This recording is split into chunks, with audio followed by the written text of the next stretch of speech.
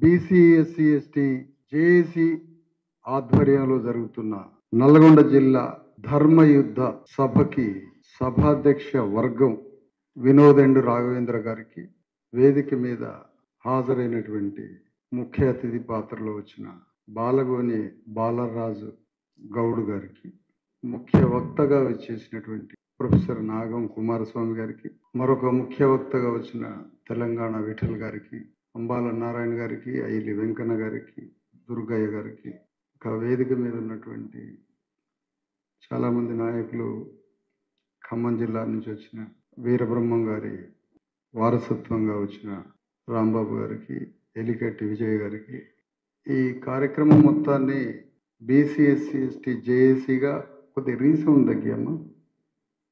జేఏసీగా బరిగల దుర్గాప్రసాద్ జిల్లా ఇన్ఛార్జ్, రాంబాబు, ఇంకా జిల్లాలో ఉన్నటువంటి అనేక మంది నాయకులు, నల్గొండ జిల్లా జేఏసీ రూపంలో, డిఎస్పి రూపంలో దీనికోసం శ్రమించిన నల్గొండ జిల్లా నాయకత్వానికి, వాస్తవానికి ఈ కార్యక్రమానికి చిరంజీవులు గారు మాజీ కలెక్టర్ నల్గొండ జిల్లాకు కూడా చేశారు. వారు వస్తున్న క్రమంలో వారి తల్లి గారికి బాగాలేదని వారు ఆగిపోయారు. జస్టిస్ ఈశ్వరయ్య గారు 15వ తారీఖు జరగబోయే కామారెడ్డి ఆక్రోశ సభ ఆ ఏర్పాట్ల విషయంలో వారిల్లారు. ఆ క్రమంలో వారు రాలేకపోయారు. సాంప్రదాయానికి విప్లవాత్మకానికి మధ్యలో ఒక 500 మంది బీసీ నాయకత్వం, మరికొంతమంది ఇక్కడికి రాలేని ఒక పరిస్థితిలో నెట్టివేయబడి మరొక 500 మంది రాలేకపోయారు. ఆ పరిస్థితి ఏంటో నేను తర్వాత వివరిస్తాను. మరియు రాష్ట్ర కమిటీ సమావేశం ఒకటి ఉండే, దానికి హాజరైన 30 మంది వివిధ జిల్లాల నుంచి వచ్చిన ఒక 20 మంది వచ్చి ఉంటారు వివిధ జిల్లాల నుంచి. వారికి ఈ సభలో కూర్చున్నటువంటి ఈ అర్ధరాత్రి పూట ఒక విప్లవాన్ని, సందేశాన్ని అందుకొని ఏదైనా ఒకటి చేయాలి, ఈ సమాజాన్ని మార్చి, ఆ మార్చిన సమాజంలో మా కుటుంబాలని, మా బంధువర్గాన్ని, మా సమాజాన్ని, సంతోషాన్ని ఈ సమాజ మార్పులో చూడాలని కలలు కంటున్న విప్లవకారులందరికీ జైలు. అసలు తెలంగాణ అంటే మన అమ్మమ్మలు, తాతలు తలకి కట్టుకొని దాని వెనక నుంచి రుమాల కట్టి ఓ సుట్ట పట్టుకొని దారి పొడవునా అక్కడక్కడ కొంత కళ్ళు తాగుతూ నడుచుకుంటూనే గుట్టలల్లా గ్రామం వచ్చేది, బంధువుల దగ్గరికి, స్నేహితుల దగ్గరికి. మన అమ్మమ్మలు కంటె బొక్కలు వెళ్ళి పీనిగ శరీరంలాగా ఉండి ఎముకల గూడుతో జాకెట్ని ఇక్కడ ఇంత ముడేసుకుంటారు. అక్కడక్కడ మన అమ్మమ్మలు కూడా చుట్టదాగుతారు. ఒక మరణవార్త తెలిసినప్పుడు మన అమ్మమ్మలు, తాతయ్యలు శవాల మీద పడి ఈ ఎముకల్ని ధమ గుద్దుకొని శవాల మీద పడి గుండెలు అదిరేటట్టు, భూమి బద్దలయ్యేటట్టు ఆ ఏడుపు అంతా తరతరాల దుఃఖాన్ని ఆ శవం మీద పడి ఏడుస్తుంటారు. ఆ దుఃఖంలో ఉండే ధ్వని అది. అయ్యా ఇట్లా బతికినామని తాతల్ని, చుట్టాలని, బంధువుల్ని మొత్తాన్ని వరుసపెట్టి మాట్లాడుకుంటూ మన అమ్మమ్మలు, తాతయ్యలు పిల్లగాళ్ళని భుజాల మీద అటొక్కాలు ఇటొక్కాలు వేసుకుని గుట్టలలో ఉరుక్కుంటూ చుట్టాల దగ్గరకు వచ్చి చచ్చిపోయిన శవాల దగ్గర అమ్మో అయ్యో అని ఏడ్చుకుంటూ పడే దుఃఖమే నాకు కనిపించే తెలంగాణ. నాకు కోటి రతనాల వీణ నాకు కనపడదు. నాకెప్పుడు కోటి రత్నాల వీణ నా బీసీఎస్సీ ఎస్టీలో కనపడలేదు. మరి అది ఎవడు మాట్లాడిండో నాకు తెలియదు.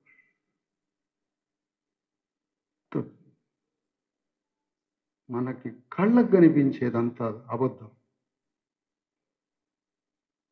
మూడో కన్ను తెరవాల్సిందే సత్యాన్ని చూడటానికి.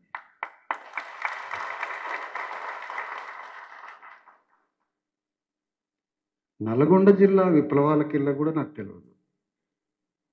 రేగడి మట్టిలో సల్లబోసుకొని రేగడి ముద్దల్ని మింగిన తల్లుల గురించి నాకు తెలుసు.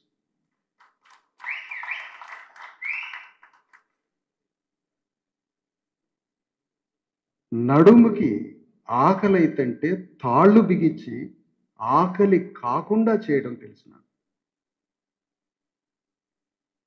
నిజాం నవాబుతో అగ్రవర్ణాలు కూర్చొని మాట్లాడి నవాబుతో బీసీ ఎస్సీ ఎస్టీలని ఎట్లా హింస పెట్టాలో నవాబుకు నేర్పిలు రెడ్లు. పాపం నవాబుకి ఏం తెలియదు. నవాబు ఉరికే సాకలాయనకి, ఉరికే మంగళాయనకి, వంటొండే కుమ్మరాయనకి, చెప్పులు గుట్టే మాదిగాయనకి, కళ్ళు పోసే గౌండ్లాయనకి అన్నీ ఇచ్చిండు. ఏమైనా నష్టం చేస్తే నవాబుతో రెడ్డి వెలమదొరలు చేయించారు. నాకు కనిపించేది అదే. నాకు కనిపించే తెలంగాణ నవాబుకా కుల వ్యవస్థ తెలియదు పాపం.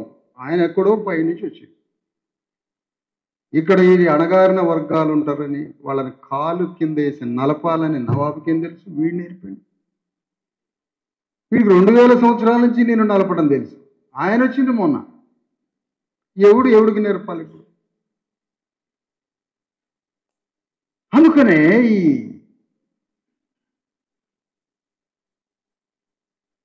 వందల బుక్ స్టాల్స్ ఉన్నాయి తెలంగాణ,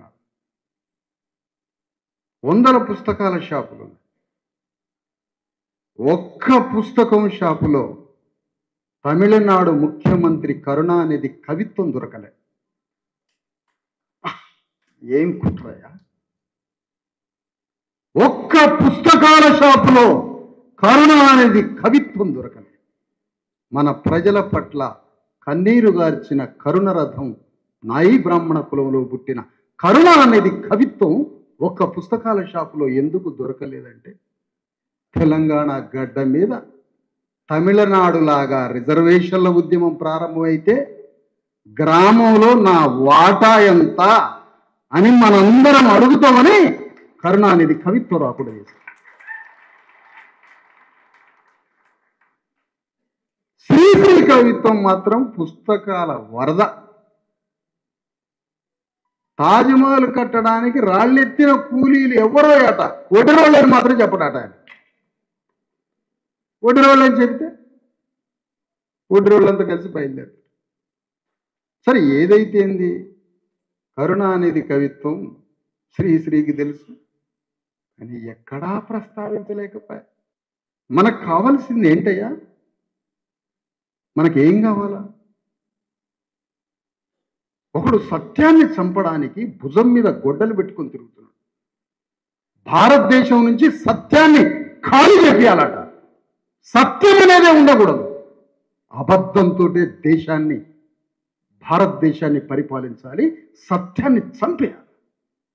గొడ్డలి భుజం మీద పెట్టుకొని తిరుగుతున్నాడు మోడీ.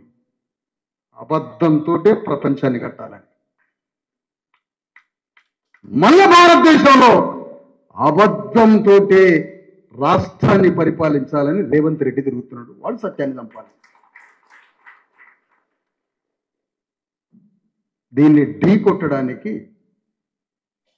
చర్యకి ప్రతిచర్య ప్రపంచ మానవ చరిత్ర చెప్తుంది. చర్యకి ప్రతిచర్య.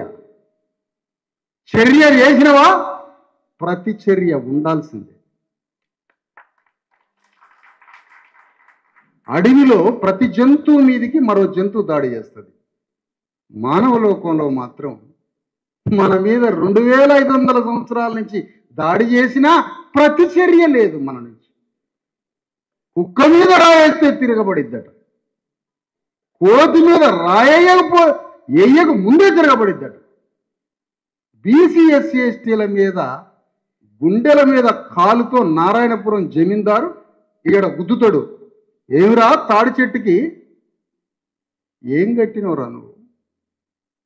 ఒక్క గుద్దుకే గౌలాన్ని చనిపోయాడు నారాయణపురం జమీందారు.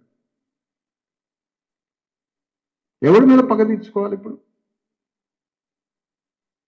కరుణానిధి కవిత్వం వస్తే శత్రు దొరికిపోతాడు, అంబేద్కర్ పుస్తకం వస్తే శత్రువు దొరికిపోతాడు, జ్యోతిరావు పూలే వస్తే శత్రువు దొరికిపోతాడు, సాహు మహారాజ్ వస్తే శత్రువు దొరికిపోతాడు, కాన్షీరామ్ వస్తే శత్రువు దొరికిపోతాడు. కాబట్టి వీళ్ళెవరూ రావద్దు. ఏం కుట్ర?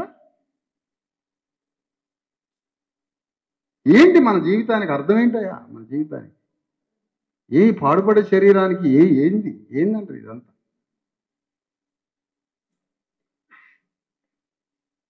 మన అమ్మమ్మలు ఏడిచిండ్రని చెప్పిన కదా, వాళ్ళ దుఃఖానికి ఏంది వాళ్ళ దుఃఖం తెలుసా? మన గురించి ఏడ్చారు, మన కోసమే ఏడ్చారు, మన కోసమే రక్తం చిందించారు.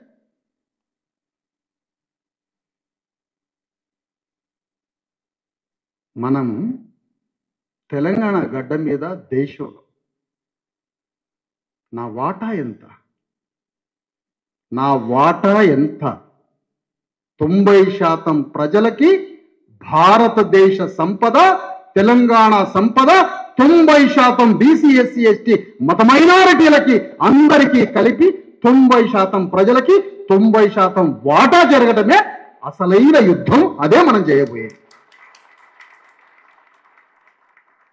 ఇప్పుడు అంటాడు ఒక తెలివిగల్లోడు, అయితే 90% చట్టం కోసం పోరాడని అంటాడు.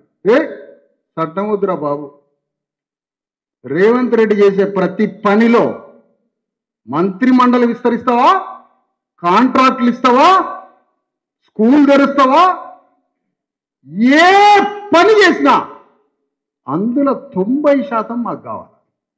చట్టంతో ఏం పనిరా నాకు? ఇంకా చట్టమే అది రాజ్యాంగం నాకు. ఒకవైపు చట్టం కోసం కూడా పోరాడతాం, ప్రతి చోట అడుగుతాం.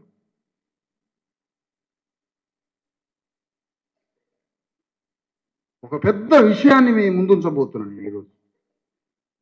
మీడియా ద్వారా వేలాది మంది ప్రజలకి, సైనికులైన కార్యకర్తలకి ఒక ఇంపార్టెంట్ విషయం చెప్పబోతున్నాను. భారతదేశంలో 1902లో మొదటిసారిగా రిజర్వేషన్ల ఉద్యమం పుట్టింది.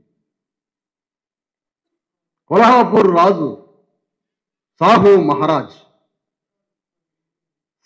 మహారాజ్ రిజర్వేషన్, అణగారిన కులాలకి భూమిలో, విద్యలో, సంపదలో ప్రతి చోట రిజర్వేషన్. 540 రాజ సంస్థానాలలో బ్రిటిష్ వాళ్ళకి నచ్చిన, మెచ్చిన, ప్రజాస్వామ్యవాదిగా పేరుగాంచిన ఒకడే ఒక రాజు సాహు మహారాజ్. ఆ Sahu Maharaj first time reservation ఇచ్చింది. చాలా జాగ్రత్తగా వినాలి బాలరాజు గారు, వేదిక మీద ఉన్న పెద్దలు. కానీ 1902లో ప్రారంభమైన రిజర్వేషన్ల ఉద్యమం ఈరోజు 42% మాకు రాజ్యాంగబద్ధం చెయ్యండి, మాకు చట్టం చేయండి, మా బిడ్డలు చదువుకునే హక్కుకు ఇంకా రాజ్యాంగబద్ధత రాలేదట. అది రాజ్యాంగబద్ధం చేసి కోర్టుల ముందు నిలబడకుండా, కోర్టులు కొట్టేయకుండా ఒక రాజ్యాంగంలో మా బిడ్డల చదువు కోసం రిజర్వేషన్ చట్టం తీసుకురండి అని 100 కోట్ల మంది అడుగుతున్నారు దేశంలో. అంటే ఇప్పుడు నేర్చుకోవాల్సిన పాఠం ఏంటో తెలుసా? రిజర్వేషన్ల ఉద్యమాన్ని 1902లో ప్రారంభమైన రిజర్వేషన్ల ఉద్యమాన్ని కొనసాగించాల్సిందే మళ్ళీ ఇప్పుడు. Very important.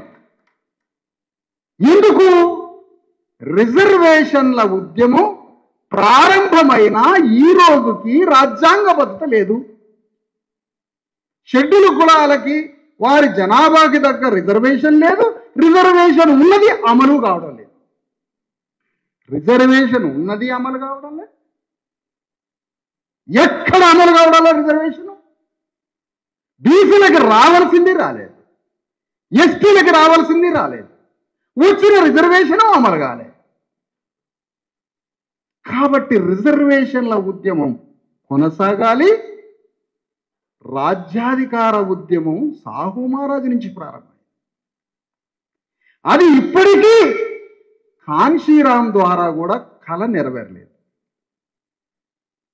సాహు మహారాజు ద్వారా ప్రారంభమైన రాజ్యాధికారం కాన్షీరాం దాకా కూడా అది సంపూర్ణం కాలేదు.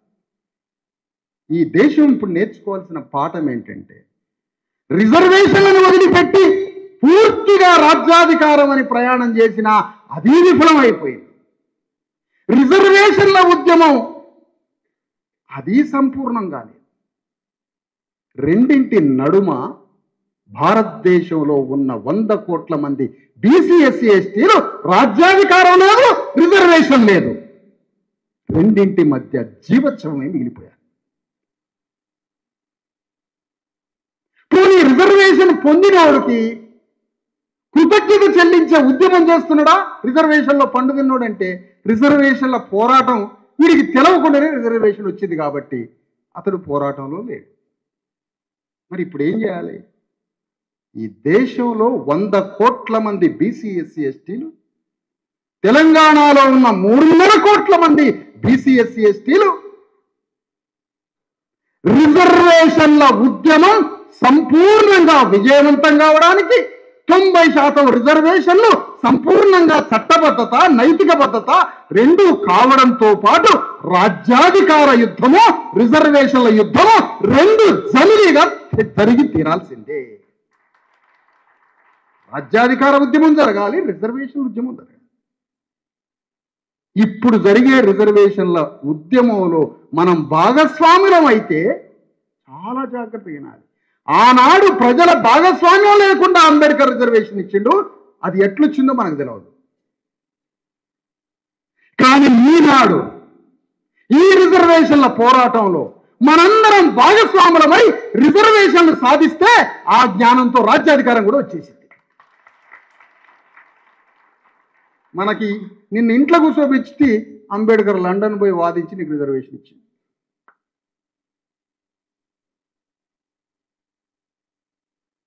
ఇప్పుడు రాజ్యాధికారము, రిజర్వేషన్ రెండింటి పోరాటం జరగాలి. ఈ రోజుకి రిజర్వేషన్లకు కోర్టు కొట్టుడు పోతాం భయం. కోర్టులో కొట్టేస్తుందా? ఏంటి కోర్టులో కొట్టేయడం ఏంటి? 2500 సంవత్సరాలు ఒక శూద్రుడు చదువుకోవద్దు, ఒక శూద్రుడికి భూమి మీద హక్కు లేదు, నాణ్యం మీద హక్కు లేదు, పుస్తకం మీద హక్కు లేదు, రాజ్యం మీద హక్కు లేదు. ఒక శూద్రుడు బానిస, ఆ శూద్రుడు పైవర్ణాలకి బానిసలుగా సహాయం చేయాలి, సేవ చేయాలి అని చట్టం రాసుంటే ఆ చట్టాన్ని బద్దలు కొట్టుకుంటూ ఉద్యమాలు వచ్చి ఈ ప్రజలకి ఇంత రిజర్వేషన్ ఇస్తే అది కోర్టులో పోద్దట. అసలు ఇది ఏంటి దేశమేనా ఇది? కోర్టులో ఎవరు కొట్టేస్తాడు? రాజ్యాంగ బద్ధత లేదు కాబట్టి. రాజ్యాంగ బద్ధత ఎందుకు లేదు? మండల కమిషన్ వచ్చింది, సంపూర్ణ అమలు కాలే. ఆయా రాష్ట్రాలకి ప్రతిపాదనలు పోయినాయి, రాష్ట్రాల నుంచి సరి అయిన రాజ్యాంగ పద్ధతి లేదు. ఒక్క తమిళనాడులో 100 ఏళ్ల సాంస్కృతిక ఉద్యమం. నువ్వు 100 ఏళ్ల క్రితం సాయుధ పోరాటం అని మొదలైంది నల్గొండలో, సూర్యాపేట. నేను సాయుధ పోరాటంలో పెట్టింటే హైదరాబాద్లో రెడ్డి గారి సెటిల్ అయ్యింది, పిల్లలు చదివించుకుంటా. మరి పోవాలి, ఆయన వెనకబడి చూడాలి. మనం ఆడ హైదరాబాద్లో పిల్లలు చదివించాడట, ఈడ మనం సాయుధ పోరాటం. వారి బిడ్డలందరూ చదువుకున్నారు. వారి బిడ్డలు చదువుకొని అధికారంలో వారు, అమరవీరుల్లో మనం. అమరవీరుడు, అమరత్వం, అమరత్వంలో మనల్ని. ఎస్, ఇప్పుడు జరగాల్సింది ఏంటి? ప్రతి చోట మాకు రిజర్వేషన్ కావాలి. ఎవ్రీవేర్, ప్రతి స్థలంలో ప్రభుత్వం ఖర్చు పెట్టే ప్రతి రూపాయలో, ప్రభుత్వం చేసే ప్రతి కార్యక్రమంలో 90% ప్రజలకి వాటా కావాలి మాకు. అదే ప్రజాస్వామ్యం, అదే రాజ్యాంగం, అదే డెమోక్రసీ, అదే రిపబ్లికన్ స్టేట్, గణతంత్ర దేశం, distribution, equal distribution, fair treatment, సమాన ఆదరణ, తల్లిలాగా ఆదరించాలి. ఫెయిర్ ట్రీట్మెంట్ లేదు, ఈక్వల్ డిస్ట్రిబ్యూషన్ లేదు. ఓపెన్గా రేవంత్ రెడ్డి డిస్ట్రిబ్యూట్ చేస్తున్నాడు రాజ్యాన్ని రెడ్లకి డిస్ట్రిబ్యూట్ చేస్తుంటే మనం ఏం పని చేస్తున్నామయ్యా? బీసీ సంఘాలంతా భువనగిరి పార్లమెంట్లో చామల కిరణ్ కుమార్ రెడ్డిని గెలిపిస్తారట.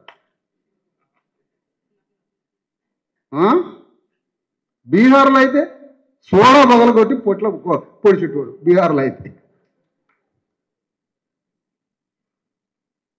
నిజాలు మాట్లాడుకుంటే ఈ అమ్మ ప్రశాంతంగా ఉంటుంది, మనసు సంతోషంగా ఉంటుంది నిజాలు మాట్లాడు. బీహార్లో అయితే గెదివిచ్చేటోళ్ళు అంటారు. మీకేం పని అయ్యాడా? రెడ్లకేం పని అంటున్నా? పేద రెడ్ల సంఘం బయలుదేరింది. నేను అడుగుతున్న వాళ్ళని, రాజ్యము ఇంతకాలం మా రెడ్డి కులంలో చేతిలో ఉంది, భూమి మా రెడ్లకే ఎక్కువ ఉన్నది, రాజ్యం మాకే ఉంది, సంపద మాకే ఉంది, ప్రతి చోట మా వాటానే ఎక్కువ ఉందని ఈ రెడ్ల సంఘం ఎందుకు చెప్పట్లే?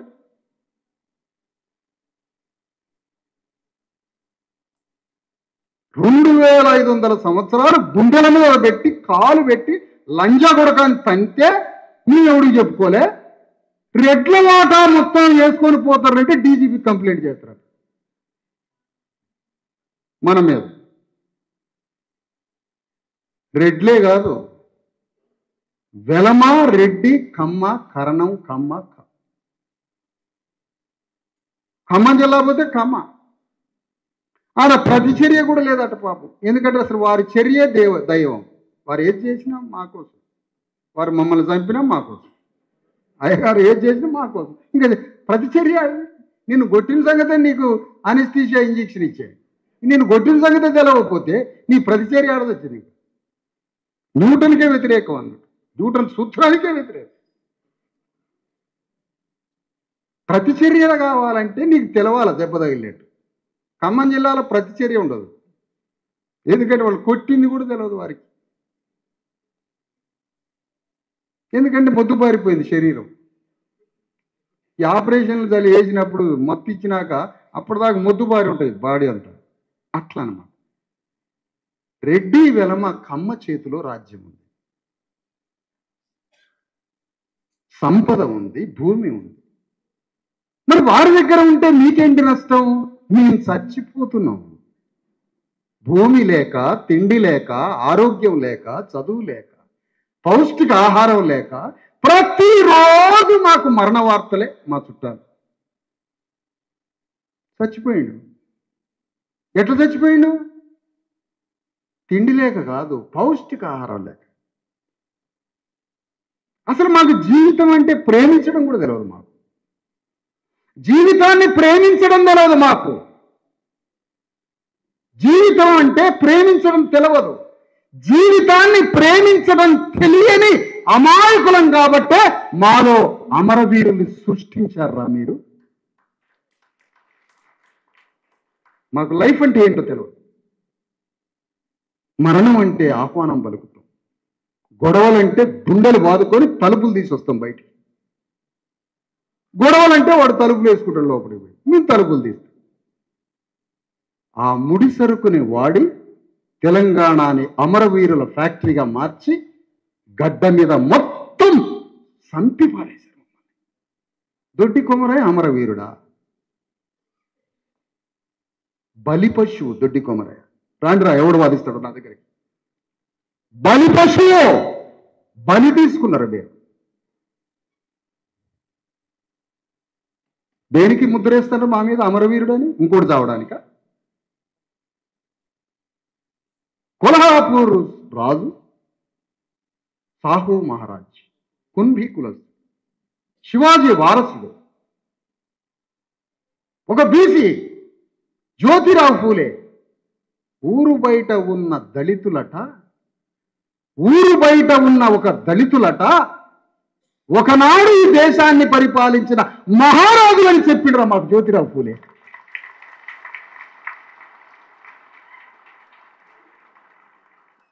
ఆ రుణం చెల్లించుకోవడానికి బయలుదేరిన బీసీలకి, ఆ రుణం చెల్లించుకోవడానికి నా కళ్ళు తెరిపించి నాకు మనోనేత్రం ఇచ్చి నువ్వు మహారాజు ఒకనాడు దేశాన్ని పరిపాలించినవని జ్యోతిరావు ఫూలే చెప్పిండు. కన్ను తెరిపించిండు నాకు. ఆ రుణం చెల్లించుకోవడానికి బయలుదేరిన మిత్రులు దొరికిండ్రు, దేవుడిచ్చిన అన్నలు దొరికిండ్రు నాకు.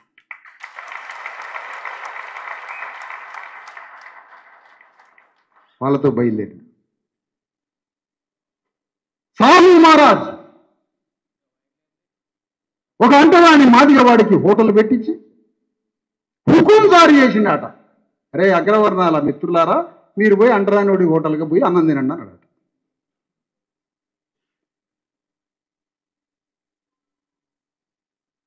నా తండ్రి సాహు మహారాజ్ అంటరాని వాళ్ళందరికీ రిజర్వేషన్లు ఇచ్చి బీసీలకి రిజర్వేషన్లు ఇచ్చిండు. అంటరాని వాళ్ళకి ఇస్తే ప్రపంచంలోనే అద్భుతంగా పరిపాలించిండని పేరుగాంచిన సాహు మహారాజుకి ఏం పేరేసిందో తెలుసా బాలరాజన్న? దేడంక రాజ్. ఇది మాదిగోళ్ళకి రాజని పేరేసి ప్రపంచ దేశ లండన్లో మాట్లాడింది ఆయన గురించి. దేడంక రాజు, ఇది మాల మాదిగోళ్ళకి రాదు. అంటే ఒక ప్రజాస్వామ్యబద్ధంగా పరిపాలించి చాతుర్వర్ణ కుల వ్యవస్థని కాదని శూద్రుడు ఎందుకు చదువుకోకూడదు, శూద్రుడు ఎందుకు ఉద్యోగం చేయకూడదు, శూద్రుడు ఎందుకు బడిగిపోకూడదు, భూమి మీద, చదువు మీద, జ్ఞానం మీద, ఉద్యోగం మీద, నాణ్యం మీద, సంపద మీద అందరికీ హక్కు ఉండాలని తన రాజ్యంలో అందరినీ సమభాగస్వామ్యం చేసిన సాహు మహారాజుకి దేడంక రాజంటారా. అందుకని రుణపడి ఉన్నా నేను నా జాతికి, బీసీలకి. కరెక్ట్గా సాహు మహారాజ్ చేసిన ఘనకార్యం ఏంటో తెలుసా? అంబేద్కర్ అనే విరాట్ స్వరూపం, విశ్వరూపం అంబేద్కర్ నుంచి బయటికి రావడానికి అంబేద్కర్ని భూగోళం అంతా తిప్పిండు సాహు మహారాజ్. పో అమెరికా పో, లండన్ పోయి చదువుకో, నేనున్న నీకు.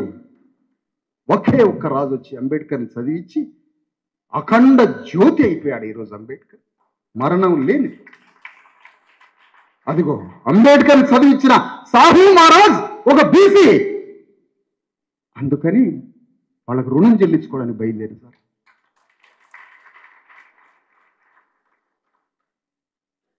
కాటమరాజు యాదవ్ బీర్నీడ్ అనే ఒక మాదిగాయన్ని తీసుకొని రాజ్యాన్ని పరిపాలించండి. ఇద్దరం కలిసి దొనకొండ కేంద్రంగా వినుకొండ, దొనకొండ, వీరమూరు, నెల్లూరు, అక్కడి నుంచి నల్గొండ దాకా రాజ్యాన్ని ఏలేడు. ఒక మాదిగతంతో కలిసి రాజ్యాన్ని పరిపాలించారు. శ్రీమద్ విరాట్ పోతులూరి వీరబ్రహ్మం కక్కయ్యను తీసుకొని సమాజాన్ని మార్చుకుంటూ తిరిగాడు ఒక అంటరాని వాడిని. దానికోసమే అంటరాని కులంలో పుట్టిన నాలాంటి మాదిగకి ప్రపంచాన్ని చూపించిన బీసీ నాయకులు ఎవరైతే ఉన్నారో వాళ్ళ పాదాలకు సేవ చేయడానికి అలా బీసీ ఉద్యమంలో చేయాలి. ఎవరికి హక్కు ఉంది? నన్ను వద్దనే హక్కు ఎవరుకున్నది?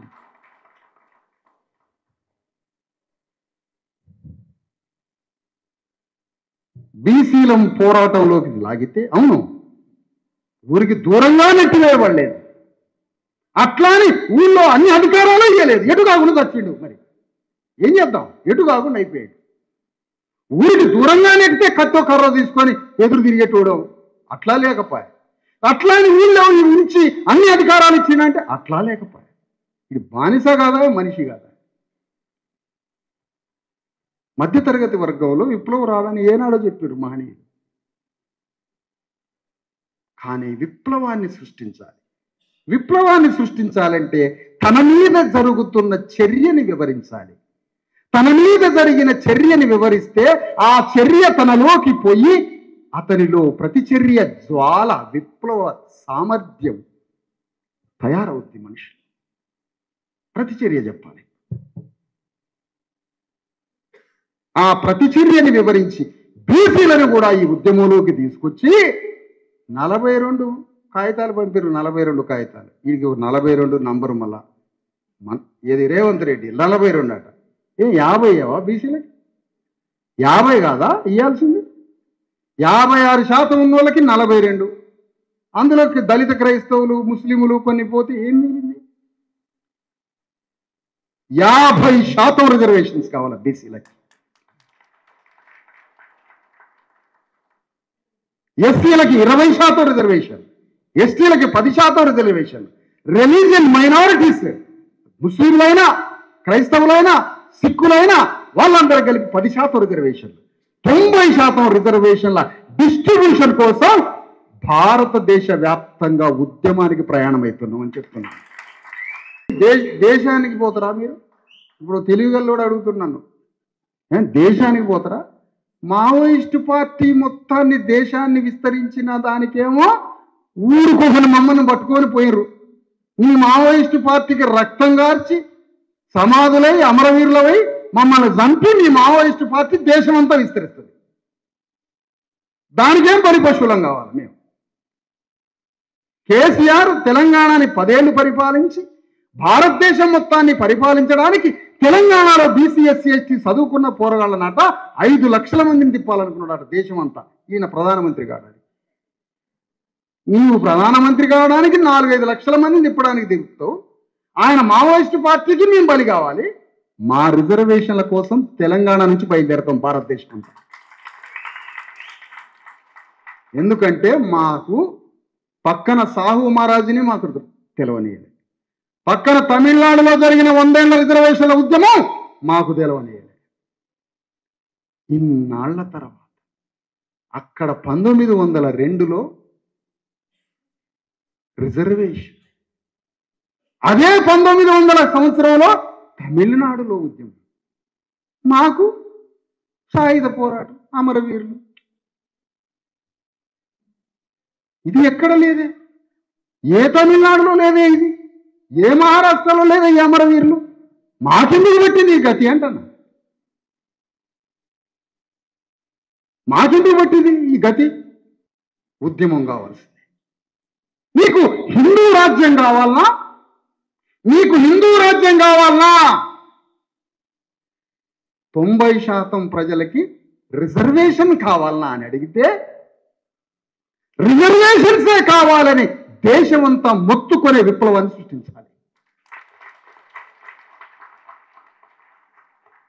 నీకు తెలంగాణ ఉద్యమం కావాలన్నా బీసీ ఎస్సీ ఎస్టీల రిజర్వేషన్ కావాలన్నా అంటే మాకు తెలంగాణ కన్నా ముందు బీసీ ఎస్సీ ఎస్టీల రిజర్వేషన్ కావాలని అనాలి. కానీ అనలేకపోయింది. మీకు జాతీయవాదమైన భారతదేశ బ్రాహ్మణులకు అధికారం ఇచ్చే జాతీయ ఉద్యమం కావాలన్నా బీసీ ఎస్సీ ఎస్టీలకి రిజర్వేషన్ కావాలా అంటే మాకెందుకండి బీసీ ఎస్సీ ఎస్టీ రిజర్వేషన్? ముందు దేశానికి స్వాతంత్రం వస్తే చాలు. ఆ చొక్కా లేని గాంధీ గారు, కోట్ వేసుకున్న నెహ్రూ ఒక్కరోజు అని చెప్పలేదా ఈ గాంధీకి చొక్కా ఏమని? చూడలేక చచ్చిపోయినాం కదా. ఆయనేమో కోట్ల మీద కోట్లు తనకు గులాబీ పువ్వు, మళ్ళా అదేమో వాడిపోదు, మనం వాడిపోవాలి, ఆయనది వాడిపో. పోయి నాగార్జున సాగర్ బ్రిడ్జి కట్టిండాడు, నీళ్ళు ఆపిండు, జానారెడ్డి అందరూ బాగుపడరు సాగర్తో. నాగార్జున మనకేమొచ్చింది? మన నెత్తురు ఏరులేకి పారింది. ఆయన నాగార్జున సాగర్ కట్టి ఆధునిక దేవాలయం, ఈయనెవరు ఆధునిక దేవుడు. అరే బాబు, నాగార్జున సాగర్ కాదురా బాబు, కాకా కాలేకర్ కమిషన్ నువ్వు అమలు చేసినట్టయితే 100 కోట్ల మంది బీసీ ఎస్సీలు బాగుపడేటోళ్ళం బీసీలో. నీకెవడు కావాలి నాగార్జున సాగర్? మాకెందుకు? మమ్మల్ని చదివిచ్చే కాకా కాలేకర్ కమిషన్ నువ్వు ఎందుకు అమలు చేయలే? అది అమలు చేయకుండా నాగార్జున సాగర్ కట్టినావు, మాకు చదువు రాలే, ఉద్యోగం రాలే, ఏమీ రాకుండా ఆ కమిషన్ అమలు కాలే, నువ్వు సర్వనాశనమైనా నువ్వు బ్రిడ్జి కట్టి నీళ్ళు ఆపి ఆ నీళ్లు మొత్తం పొలాలకు బారిపిస్తే వాళ్ళు బలిసి బొడ్ల కత్తులు పెట్టుకొని బీసీ ఎస్సీ ఎస్టీలు నరికి చంపుతారట. ఇది కాదట మనకి, టీఎంసీ లెక్కలు కావాలట. అరే బాబు, రిజర్వేషన్ల ఉద్యమం కాదా? ఏమయ్యా, తెలంగాణ ఉద్యమంలో లెక్కలు చెప్పిన ఒక్కొక్కడు ఉన్నాడు కదా, అవలగాళ్ళంతా హౌలే బట్టెబాజిగాళ్ళంతా లెక్కలు చెప్పాడు కానీ రిజర్వేషన్ గురించి ఎందుకు చెప్పలే? ఎందుకు చెప్పలే రిజర్వేషన్ గురించి? ఇవాళ మనం అనుకున్నాం హిందూ సామ్రాజ్యం కావాలన్నా రిజర్వేషన్. నేను హిందూ సామ్రాజ్యం వద్దనట్లేదా? ముందు రిజర్వేషన్లు ఇవ్వండి. నేను పచ్చి శివభక్తుడిని. నేను శివభక్తు సుబ్బిరామిరెడ్డి కన్నా పెద్ద శివభక్తుడిని నేను. మూడో కన్ను శివుణ్ణి ఆరాధించకుండా బయటికి వెళ్ళను నేను. మీరందరూ ఏమన్నా అనుకుంటారని అవి పెట్టలే కానీ అవి ఇంట్లో పెట్టుకుంటా పోయి పెద్ద పెద్ద విభూది రాసుకొని హరహరహర ఇవన్నీ అను. నా భక్తి నాది, మీరెవరు నన్ను అంతని? నేను పచ్చి శివభక్తుడిని. నేను ఏమైనా అబ్జెక్షనా? నాకు రాజ్యాంగం ఇచ్చిన హక్కు అది. నాకు రాజ్యాంగం ఇచ్చిన హక్కు. ఆ విధంగా రిజర్వేషన్స్, హిందూ సామ్రాజ్యం ముందు నాకు రిజర్వేషన్ కావాలి. ఎందుకు? 2500 సంవత్సరాల నుంచి బ్రాహ్మణుడు సమాజాన్ని ఆకృతితో కట్టి విలువల్ని సృష్టించి సమాజాన్ని ఎట్లా నడపాలో ఆయనకి రిజర్వేషన్ చేసి పెట్టారు బ్రాహ్మణులకి. అయ్యా నువ్వు ఈ సమాజాన్ని కట్టాలయ్యా, 6 లక్షల గ్రామాలను నువ్వు కట్టాలయ్యా అని ఆయనకి రిజర్వ్ చేశారట. 6 లక్షల గ్రామాలను కట్టడానికి బయలుదేరింది పెద్ద మనిషి, క్షత్రియుడు. ఆయన రాజ్యాన్ని పరిపాలించాలట. ఖడ్గం గిడ్గం పట్టుకొని రాజ్యాన్ని పరిపాలించే రాజట. ఆయనకి రిజర్వ్ చేసి పెట్టారు. వైశ్యులు భూములు పంటలు పండించి మొత్తం వ్యవసాయం చేయాలట. శూద్రులు ఏం చేయాలట?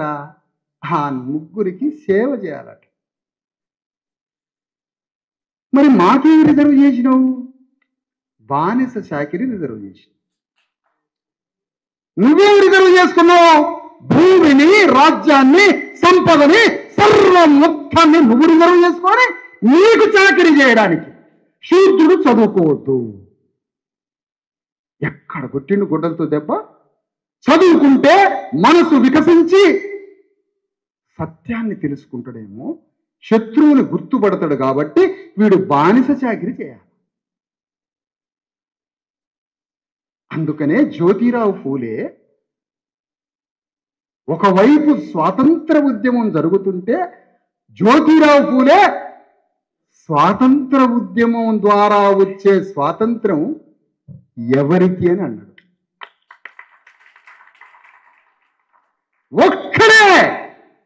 ఒకే ఒక్కడు ఈ దేశ స్వాతంత్రం ఎవరి కోసం వస్తుంది అన్నాడు. ఎందుకో తెలుసా? అప్పుడు హంటర్ కమిషన్కి కాగితం ఇచ్చాడు, నా బీసీఎస్సీ ఎస్టీలకి చదువు నేర్పండి అని. ఈ ధ్వని బ్రిటిష్ పార్లమెంట్కి వినిపించినాడు. అరే నీ అమ్మ, భారతదేశంలో స్వాతంత్ర ఉద్యమం కాకుండా ఇంకోటి వస్తుంది రా సౌండ్, ఏదో అది వినండి రా అని పంపించాడు. ఆ సౌండ్ రీసౌండ్. అదే జ్యోతిరావు ఫూలే మన హక్కుల ఉద్యమ సౌండ్ అది. అప్పుడు ఎమ్మటే లండన్ పార్లమెంటు లార్డ్ మెకాలేని పంపించింది. లార్డ్ మెకాలే మొత్తం భారతదేశం మొత్తం చదివి, సార్ శూద్రుడు ఒక్కడు చదువుకోలేదు సార్ అని రిపోర్ట్ ఇచ్చిండట. భారతదేశం సరిపోయిందా? ఇజ్జత పోయింది మొత్తం దేశాన్ని. సింగిల్ క్యారెక్టర్, ఒక్క మనిషి చదువుకోలేదు సార్ శూద్రుడు అన్నాడు. అప్పుడు లండన్ పార్లమెంట్ ఒక్కొక్క కమిషన్ వేయటం మొదలు. Simon commission. చిన్నప్పుడు మనం టంగుటూరి ప్రకాశం పంతులు గారు సైమన్ ఎల్లగొట్టారు. సైమన్ ఎల్లగొట్టిండు. సైమన్ వచ్చింది మనకి రిజర్వేషన్లు ఇవ్వడానికి. సైమన్ ఎల్లగొట్టిండు. ఇప్పుడు సైమన్ మళ్ళా పుడితే 6 లక్షల గ్రామాల నీకు స్వాగతం పలుకు.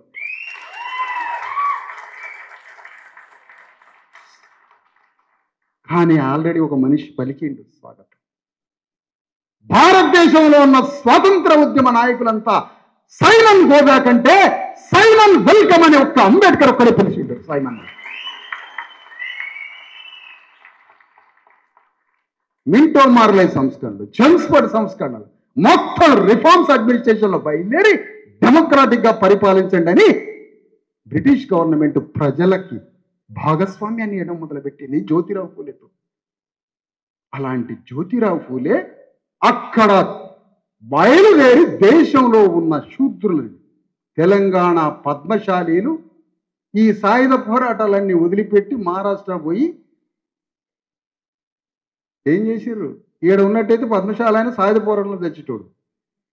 ఇక్కడ నుంచి ముందే వెళ్ళిపోయారు. ఏదో ఏదో కొంప నాశనం అయ్యేటట్లే ఉందని గ్రహించిండు.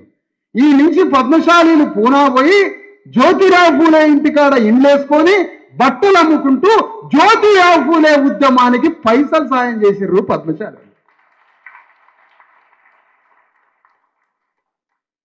ఇక చూడు కథ. ఇవాళ పద్మశాలి ఆయన బతుకు చూడాలి. అంతకన్నా కటిక పేద ఇంటరావేటివ్ కమ్యూనిటీ.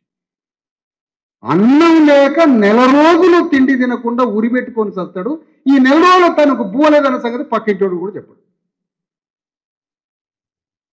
ఎవరు చంపుతున్నారు? ఎవరు చంపుతున్నారు పద్మశాలిని? కాకా కాలేకర్ కమిషన్ అమలు కాలేదు కాబట్టి, రిజర్వేషన్ ఇవ్వలేదు కాబట్టి, మండల్ కమిషన్ అమలు కాలేదు కాబట్టి, ఈ దేశం బీసీలను ప్రేమించలేదు కాబట్టి నా జాతులు చచ్చిపోతా ఉన్నాయి. ఆయనేమో అర్జెంటుగా నెహ్రూ ఈడికి వచ్చి ఇక్కడ కూర్చొని కట్టించిండట నాగార్జున సాగర్ జానారెడ్డి కోసం. ఆయన నవ్వు తెలియదు, ముఖంలో ఏడుపు తెలియదు. అసలు అది ఏం ఫీలింగో ఎవడికి అర్థం కాదు ఆ ముఖం.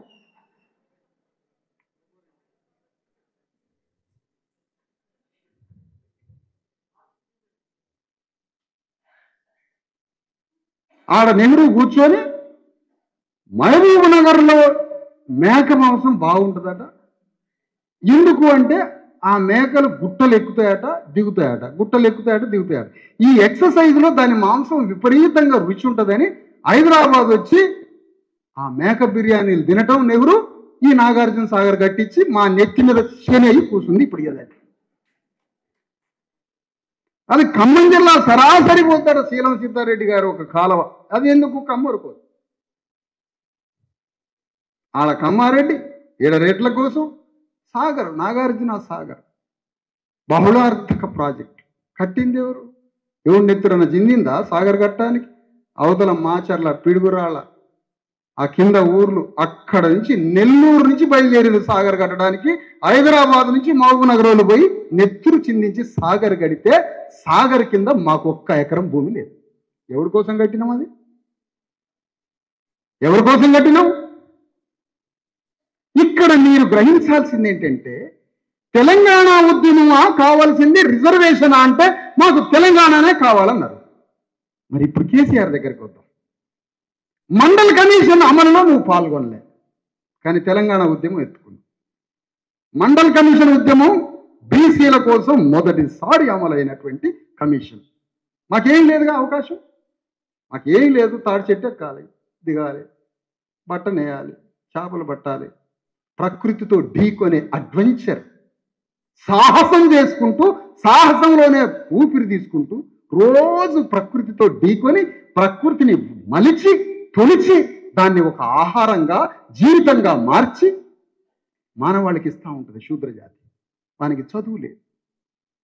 తన చదువు కోసం వచ్చిన మొదటిసారి వచ్చిన కమిషన్, అయ్యా బీసీలకి చదువు కావాలి, బీసీలకి ఉద్యోగం కావాలి అని మండల కమిషన్ వస్తే నేనెట్ట పాల్గొంటా, అందులో బీసీలు బాగుపడతారుగా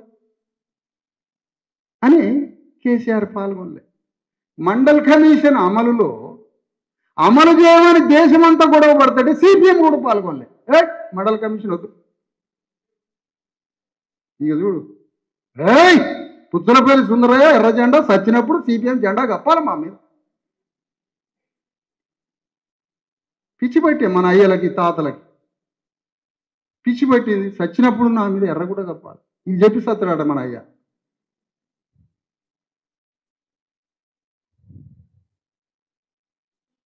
మండల్ కమిషన్ ఉద్యమంలో కేసీఆర్ పాల్గొనలే. ఈరోజు 42% రిజర్వేషన్ల కోసం తెలంగాణ ఒక్కటై మొత్తుకుంటుంటే ఇప్పుడు బయటికి రాలేదు కేసీఆర్. చూసారా? రిజర్వేషన్లు ఏమో వద్దు, తెలంగాణ కావాలి. మనకి తెలంగాణ కావాలి, రిజర్వేషన్లు వద్దు. ఏం జ్ఞానం అంది? ఇది అజ్ఞానం. పక్కన తమిళనాడు రిజర్వేషన్, మహారాష్ట్ర రిజర్వేషన్, మనకి అమరవీరుడు. అమరవీరుడు శ్రీకాంతాచారి. ఊకే శ్రీకాంతాచారి తగలబడ్డ ఫోటో కోదండరామిరెడ్డి ఇట్లా పెడుతున్నాడ ప్రతి మీటింగ్కి. కోదండరామిరెడ్డి కారులో శ్రీకాంతాచారి కాలిపోయిన ఫ్లెక్సీ పెట్టుకుంటాడట కారులో.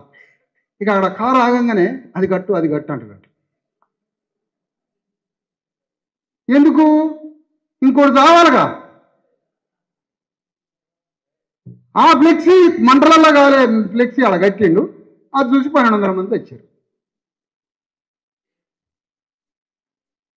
తెలంగాణకి ఆంధ్రాకి ఉన్న లెక్కలు చెప్పినవు కానీ తెలంగాణలోనే ఉన్న సంపద వానికి ఎంతున్నది, 90% బీసీ ఎస్టీలకి ఎంతున్నది అని ఒక్కరు లెక్కెందుకు చెప్పలే?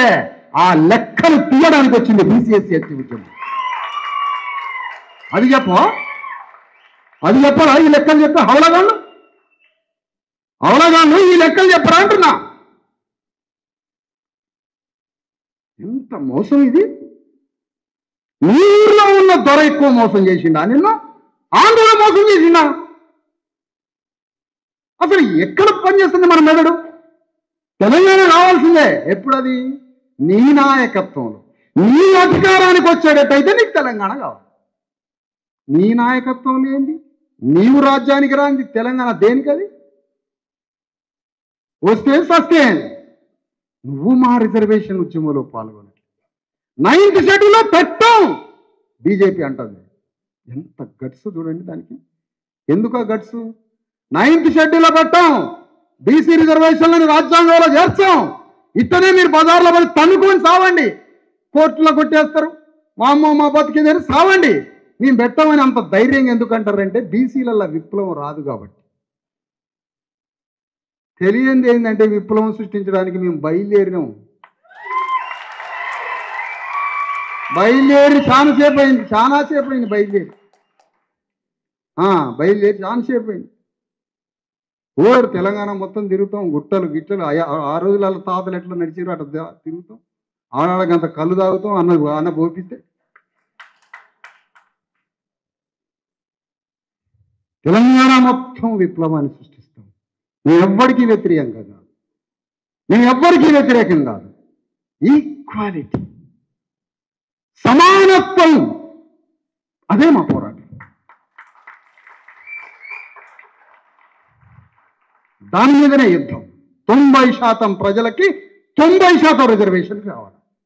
ప్రజాస్వామ్యబద్ధంగా శాంతియుత మార్గంలో భారతదేశం అంతా ఈ విప్లవాన్ని సృష్టిస్తాం.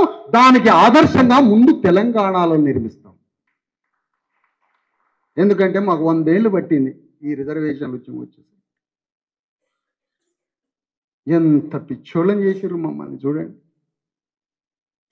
కోర్టు కాడికి పోయి ఏం కేసు ఏమవుతుందో, ఏం కొట్టేస్తారో బీసీ రిజర్వేషన్ భయంగా కోర్టు కాడికి పోవటం, కోర్టు కాడికి పోయి భయంగా నిలబడటం. ఎంత ఫాల్తు చట్టం! కోర్టుల 100% పోతుందని రేవంత్ రెడ్డికే తెలుసు. ఎంత అమాయకత్వం అంది. ఆట ఆడుతున్నాడు. గౌన్ల కులం ఆట ఆయనకి సభ్యత్వం ఇచ్చిందట. మా గౌన్లోడే ఇచ్చినావా బాలరాజు భాయ్? నువ్వు మరి ఎందుకంటున్నా ఆయన మాట? నువ్వు కాదండి, గౌన్ల కులం సభ్యత్వం ఇచ్చిందట, మాదిగోలు సభ్యత్వం ఇచ్చిందట, యాదవులు సభ్యత్వం ఇచ్చే భోగోళ్ళు ఇవ్వలేదా అని సభ్యత్వం నీకు? భోగోళ్ళు ఇవ్వలేదా అంటున్నా. ఇంత పెద్ద మాట అంటాడా? వాళ్ళ అన్నలదమ్ములు తిరుపతి రెడ్డి వాళ్ళంతా కొడతారట నన్ను. రేపు పోతున్న కామారెడ్డి బస్కి, బస్సుకే పోతున్నా. రేపు పొద్దున కామారెడ్డి బస్సుకు పోతున్నా, మళ్ళా నైట్ బస్సుకే వస్తా. బరి తెగించిన బయలుదేరిన రా, మరి కొడుకురా, రావాలా? నన్ను కొట్టాలి, అసలు నన్ను కొట్టాలా? నన్ను కొడితే సీఎం అయిపోతాం మేము. మా రాజ్యంలో కొట్టినాను, వెయిట్ చేస్తున్నా, మా మీద దాడి జరగాలి. దాడి చేయి, దాడి చేయి, మా వర్గాలను సింహాసనం మీద కూర్చోబెడుతుంది తెల్లారి. అరే ఎంత అమాయకత్వం! ప్రతి పార్టీ వచ్చి మోసం చేయడం, ప్రతి పార్టీ వచ్చి మా రిజర్వేషన్ల గురించి మాట్లాడ్డా. అరే 2500 సంవత్సరాలు మాకు చదువు లేదురా నాయన. అంబేద్కర్ ఆ సాహు మహారాజు వల్ల, జ్యోతిరావు పూలే వల్ల చదువుకొని ప్రపంచమంతా తిరిగి రాజ్యాంగంలో 340 ఆర్టికల్ పెట్టి మీరు కమిషన్ వేసుకోండి అంటే కాకా కాలేకర్ కమిషన్ వేసి దాన్ని అమలు చేయమంటే నెహ్రూ అమలు చేయకుండా ఆ గుట్టెక్కే మేకపోతులు తినుకుంటే సాగర్ కట్టించాడు. ఢిల్లీలో అందరికీ చెప్తున్నారట, ఇక్కడ మేకపోతులు తెలంగాణలో ఏమీ టేస్ట్ ఉంటుంది బిర్యానీ. ఆ బిర్యానీలు తింటాం సాగర్ కట్టించాడు. సుబ్బిరామిరెడ్డి దానికి నిర్మాత. అప్పటి నుంచి ఇప్పటిదాకున్నాడు. ఆయనకి 4000 కోట్లు అప్పులు తీసేసిద్దాడు బ్యాంకు. మనకి 100 రూపాయలు లోన్ ఇచ్చేటోళ్ళు లేడేవాడు. అసలు బ్యాంకులో కూర్చోమనేటోడు ఉండడు. మనకి 7000 కోట్లు పైకి కింద చూస్తున్నాం. మన బట్టలు, స్లిప్పర్లు, పాయింట్కి ఇస్త్రీ ఉండదు. ఆ లైట్ ఫోల్డ్ అవుతుంటుంది పాయింట్ వెనక్కి. మన బీసీల పాయింట్లు, ఎస్సీల పాయింట్లు పలసగా ఉంటాయి సొక్కాలు. వానికి అర్థమైపోయింది కథ కేసు. 100 రూపాయలు మనకి ఇచ్చేటోళ్ళు లేడు. నాగార్జున సాగర్ నిర్మాత దాన్ని కట్టినప్పుడు ఉన్నాడు సుబ్బిరామిరెడ్డి. అగ్నే నాగేశ్వరం ఆయన పక్క ఇల్లేనట పాపం. ఇళ్ళు కూరలు పచ్చళ్ళు మార్చుకుంటారట ఇద్దరు.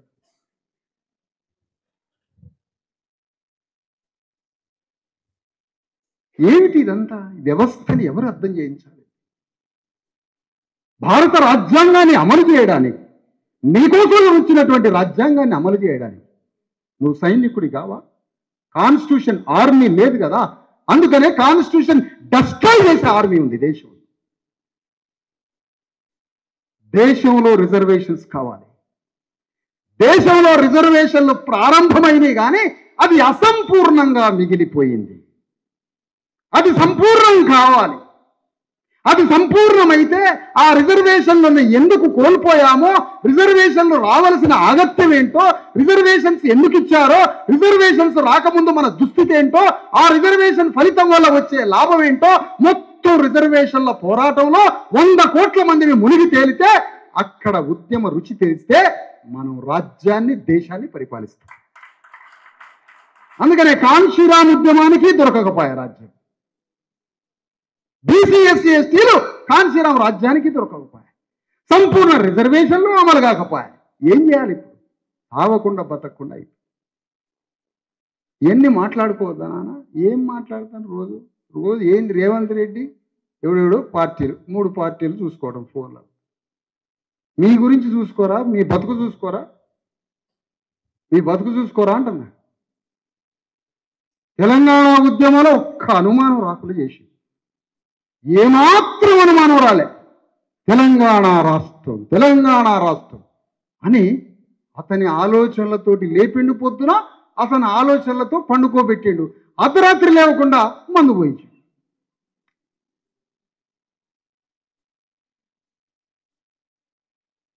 అట్లా ఉద్యమం నుంచి రాజ్యాన్ని తెచ్చుకున్నాడు. మనకి ఏమీ లేకపోయా. అందుకనే మొదటిసారిగా మన విముక్తి కోసం, మన బీసీ ఎస్సీ ఎస్టీల విముక్తి కోసం, మన బిడ్డల చదువు కోసం ఒకవేళ 4 లక్షల ఉద్యోగాలు ప్రభుత్వం కానీ ప్రకటించి 50% బీసీలకు రిజర్వేషనే ఉంటే 2 లక్షల ఉద్యోగాలు బీసీలకు వస్తాయి. తెలంగాణ ఆంధ్ర ఉద్యమంలో వస్తున్నాయా ఉద్యోగాలు? 90% రిజర్వేషన్లు వస్తే ఇది లాభమా? దేశ స్వాతంత్ర్యం లాభమా? తెలంగాణ వస్తే లాభమా? హిందూ రాజ్యం వస్తే లాభమా? చెప్పండి ఇప్పుడు సమాధానం. నేను బయలుదేరుతున్న దేశం అంతా తిరగడానికి. 90% రిజర్వేషన్లు ఇస్తే లాభమా? హిందూ సామ్రాజ్యం ఏర్పడితే లాభమా? ఈ క్లారిటీ తలకాయకి చెప్తాం పోయి దేశం అంతా తిరిగి. మన మహనీయులు ఎట్లా పోరాడినరు.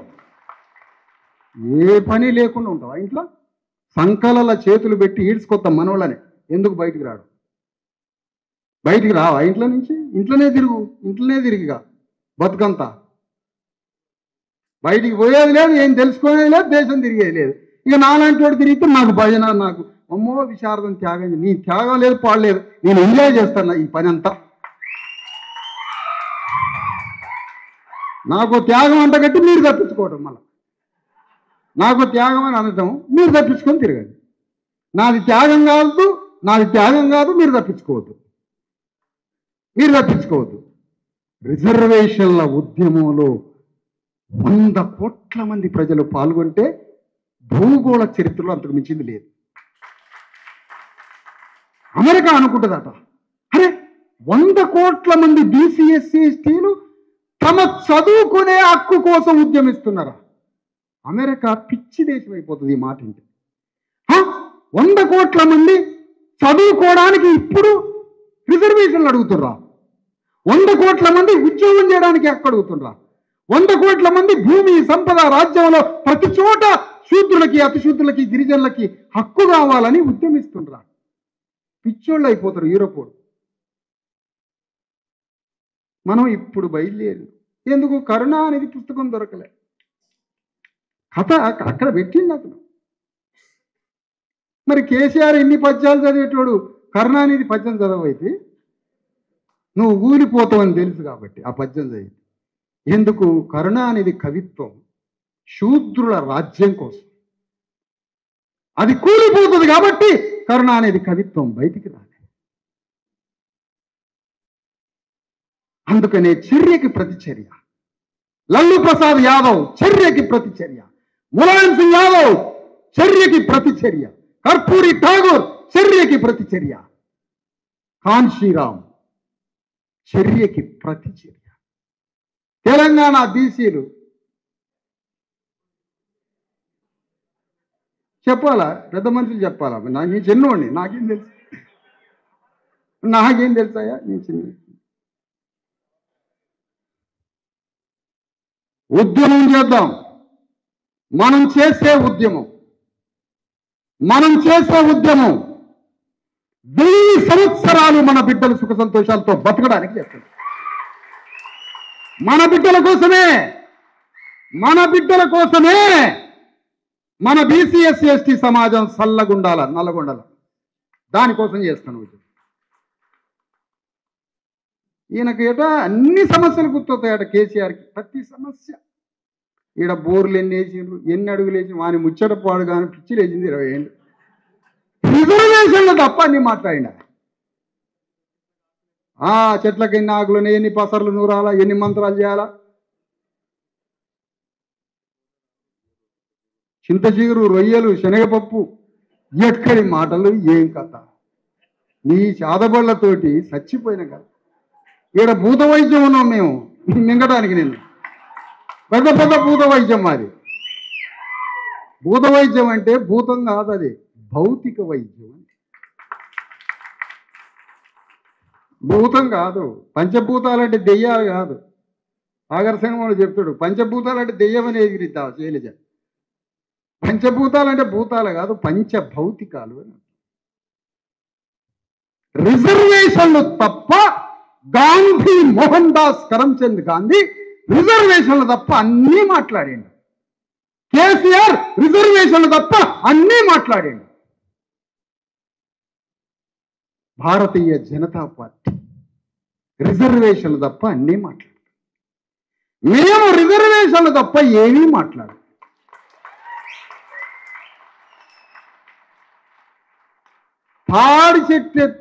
తాడి చెట్టెత్తంత ఆత్మగౌరవ వెన్నెముక్క కడతాం గౌండ్లకి.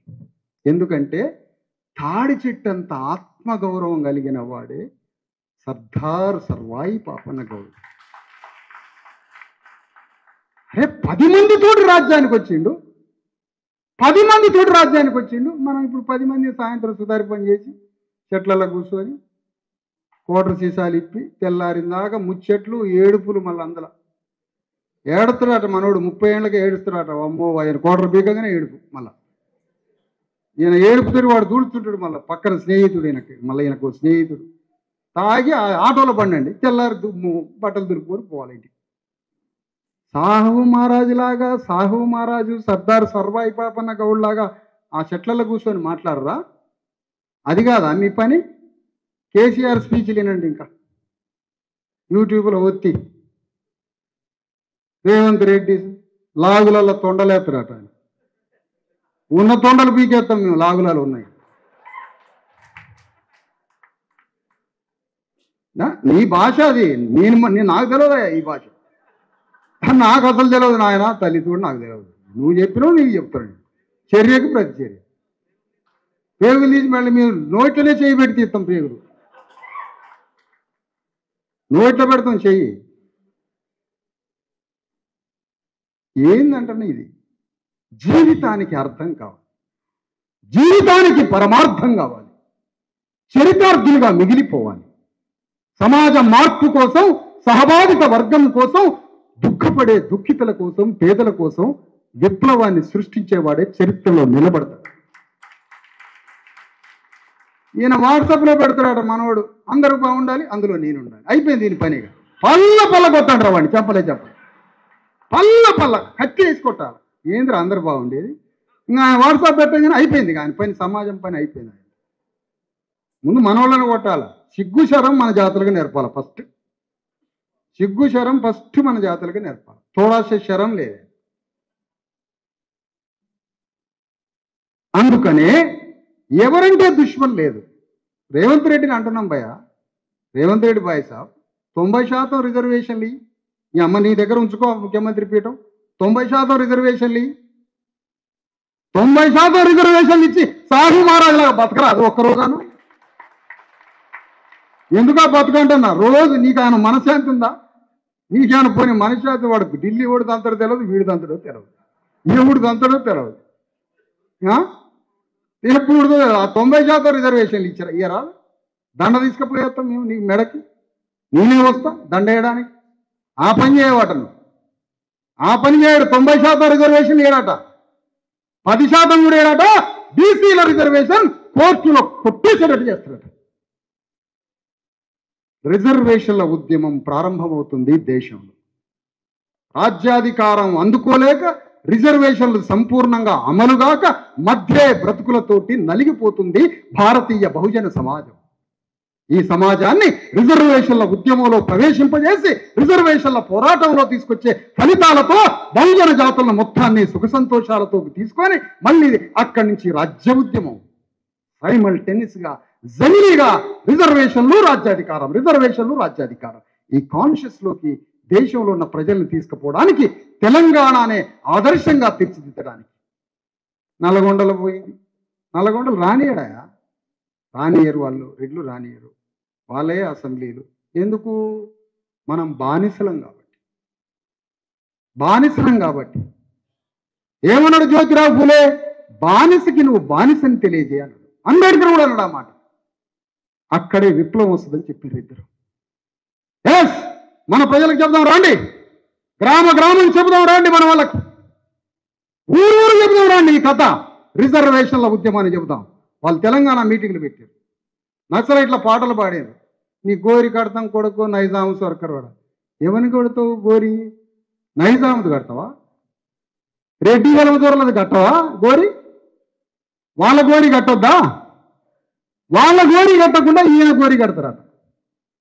నిజాం సర్కారులో ఉన్నది నిజాములు ఎంతమంది? లక్షల మందా, వేల మందా? నీ అడ్మినిస్ట్రేషన్ అంతా ఎవరు? నీ అడ్మినిస్ట్రేషన్కి గ్రామాలలో ఉన్నది ఎంత ఎవరు? రెడ్లు, వెలమలు, కరణాలు, కమ్మలు, వాళ్ళతోటే కదా నిజాం పరిపాలన. నువ్వు చేయలేదా దాడి మమ్మల్ని గ్రామాల్లో? నువ్వు పెట్టలే హింస? మీరంతా ఒకటి కాదా? ఒక వర్గం కాదా? రిజర్వేషన్స్ ఉద్యమం తెలంగాణలో అగ్ని జ్వాలగా అంటుకోవాలి. ప్రతి చదువుకున్న వ్యక్తి నిరుద్యోగి పోరాటం అట. ఆయన ఉద్యోగానికి ఆర్టీసీ క్రాస్ రోడ్డు మీదకి వచ్చాడు. నిరుద్యోగి ఆయన ఉద్యోగం కోసం ఆర్టీసీ క్రాస్ రోడ్డుకి వచ్చి పోతాడు 1 గంట. సమాజం మొత్తం కోసం తిరగవన్నను ఓ నిరుద్యోగి?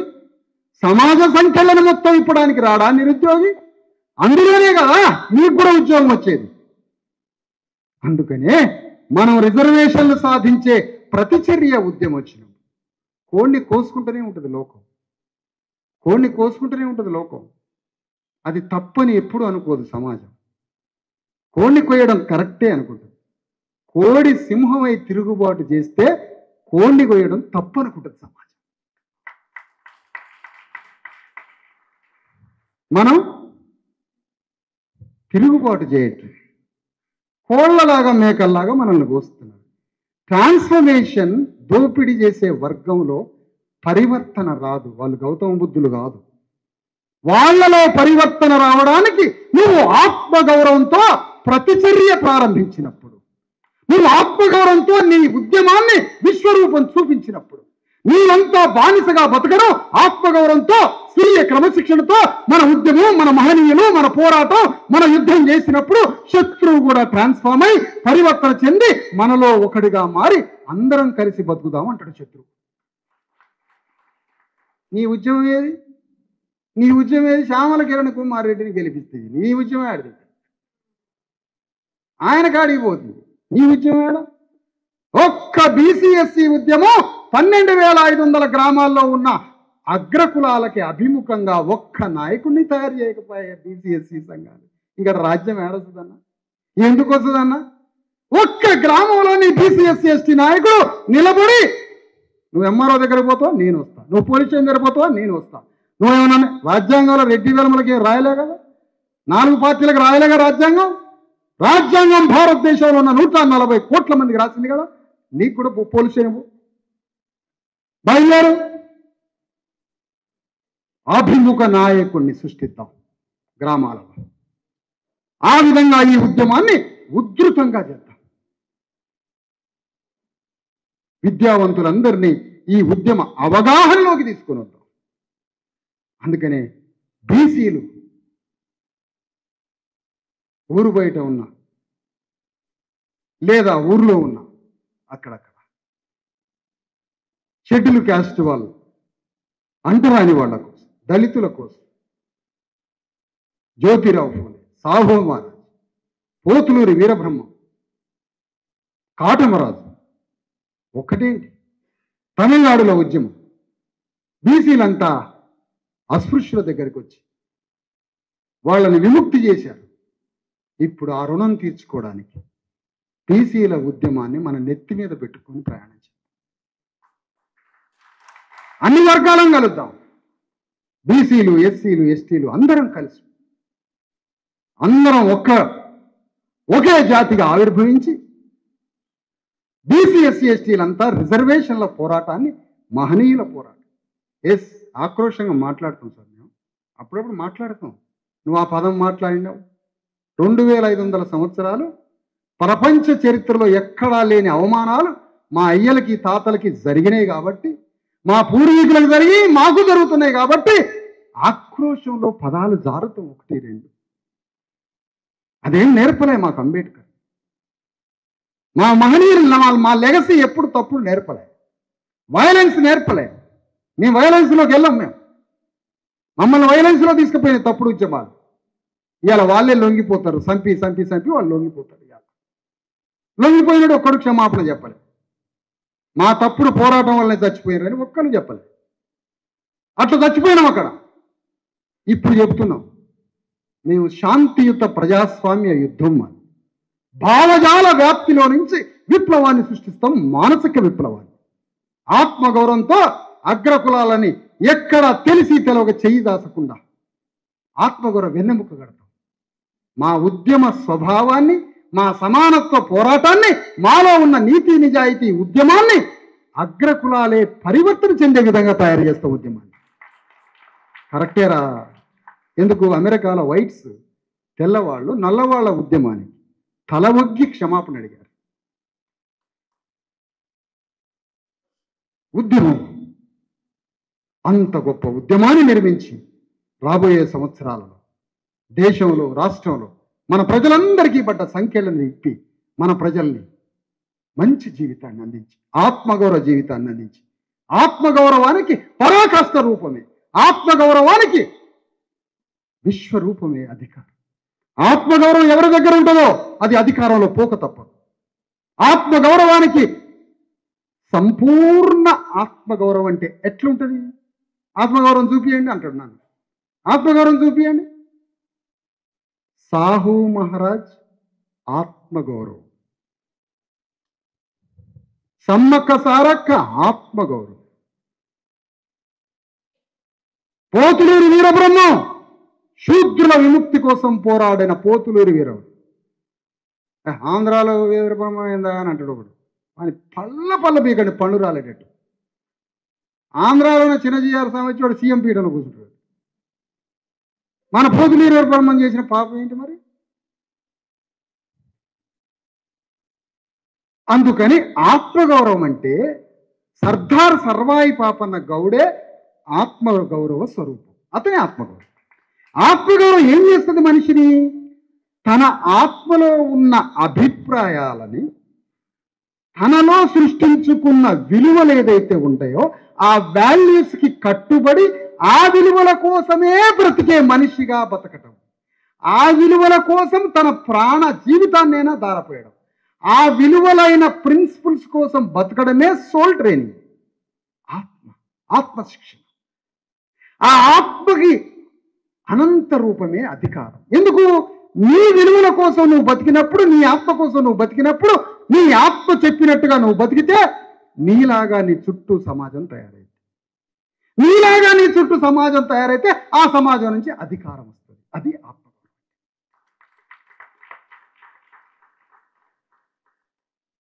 కత్తుల్ది సంపిరుగా సమ్మక్క సారక్కని యుగంధ్రుడనే వెలముదర సంపి పారైతే అది తిరునాళ్ళు అయిపోయింది, మనకి జాతరలు అయిపోయింది. కోళ్ళు కోసుకొని ఎగిరొస్తున్నాం, మా వాళ్ళని చంపిర్రు, మా వాళ్ళని చంపారు నవ్వుకుంటారు ఆట. చూడండి ఎట్లా పిచ్చోళ్ళని చేసారు. మా అక్కలను చంపారు, మా వాళ్ళని చంపారు అని కోళ్ళు విపరీతంగా కోడర్ చేసాలి. నీళ్లు కలపకుండా తాగటం, మత్తు రావాలి, కార్యాలు బయలేటట్టు తాగటం. తాగి కోళ్ళు తిని మా అక్కలను చంపారు. వాడు చరిత్ర రాస్తారా? అక్కడ సమ్మక్క సారలక్కల చరిత్ర మొత్తం అక్కడ ఒక థీమ్ పార్క్ కట్టి సమ్మక్క సారలక్కల యుద్ధగాథల మొత్తం వాడు రాస్తారా? ఆడికొచ్చిన కోట్ల మందిలో విప్లవం వస్తుందని అక్కడ రాయలే చరిత్ర. సర్దార్ సర్వాయి పాపన్న గౌడు చరిత్ర మొత్తం రాష్ట్ర ప్రభుత్వం రాస్తుందా? ఎవరి మీద యుద్ధం చేసి ఏం కుట్టారు? పండగ సాయన యుద్ధం రాస్తుందా? రాయదు. రాస్తే విప్లవం వస్తుంది. ఎవరు రాయాలి మరి? మనమే రాయాలి, మనమే రాసుకోవాలి. మనం చరిత్ర రాయకపోతే వాడు చరిత్ర రాస్తాడు, మన చరిత్ర.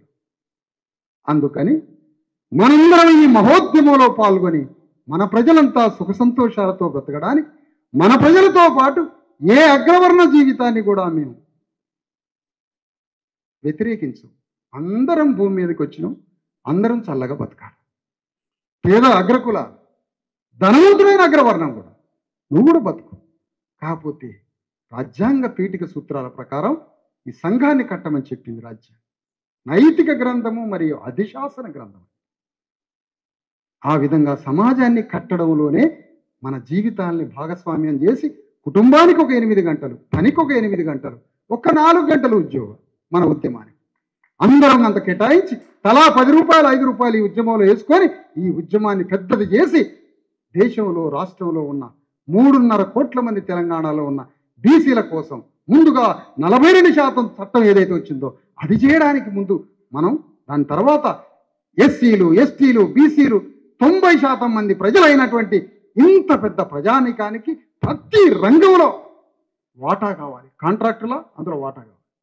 రోడ్లు ఇస్తున్నావా అందులో మా వాటా ఎంత, కాంట్రాక్టులు ఎవరికి ఇస్తున్నాను అందులో మా వాటా ఎంత, మార్కెట్ చైర్మన్, వైన్ షాప్ ప్రతి దగ్గర డిస్ట్రిబ్యూషన్ కావాలి. అలాంటి ఒక మహాపోరాటం చేద్దాం. అలాంటి ప్రజాస్వామ్య యుద్ధంలో మీరంతా పాల్గొని సమాజం కోసం నాయకులు కండి, లీడర్షిప్ వహించండి, ఆత్మగౌరవంతో లీడర్షిప్ వహించండి. 4 జతలు తెల్ల బట్టలు పెట్టండి రేపే. మంచి పిచ్చి పిచ్చి బట్టలు వేయద్దు. పిచ్చి పిచ్చిగా దూకోకుండా పిచ్చి బట్టలు వేసుకొని, తెగిన చెప్పులు వేసుకొని, పాయింట్ అంతా ఎట్లా ఉండొద్దు. మంచి బట్టలు వేసుకోండి. రెడ్డి ఆయన మంచి బట్టలు వేస్తుంటే వాని వైపు దిగా చూస్తారు. ఇట్లున్నాడు దొరగారు. నీ వైపు చూడాలా సమాజం అంతా, నీ నాయకత్వం వైపు చూడాలి. నీ పక్కన గన్మ్యాన్లు తిరగాల 4 ఏళ్ళ మీ చుట్టూ. ఒక్కొక్క మనిషికి 2 గన్మ్యాన్లు ఉండాలి.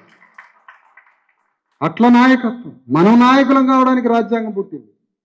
వాళ్ళు రాజ్యాంగం రాజులు కావడానికి పుట్టలే, మనల్ని రాజులు చేయడానికి వచ్చింది రాజ్యాంగం. అట్లా బీసీలు, ఎస్సీలు, ఎస్టీల కోసం ఈ మహోద్యమంలో మీరంతా భాగస్వాములై ఈ ఉద్యమాన్ని జయప్రదం చేయాలి. ఆ జయప్రదం ద్వారా మనం గొప్ప జీవితాన్ని జీవించాలని కోరుతూ సెలవు.